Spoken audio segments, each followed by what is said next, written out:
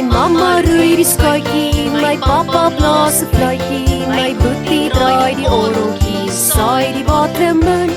Spuit die bitternut, spuit die bitternut, spuit die bitternut, spuit die bitternut.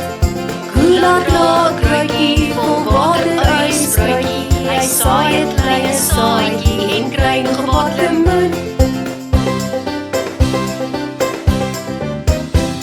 So groei die watermeloen, so groei die watermeloen, so groei die watermeloen, so groei die watermeloen. Kula en sy mamma en boetie en papa plaas my op 'n watermeloenplaas.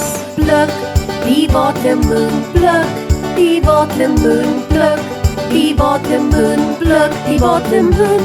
My mamma sny dit nou, want sy's 'n sterk vrou.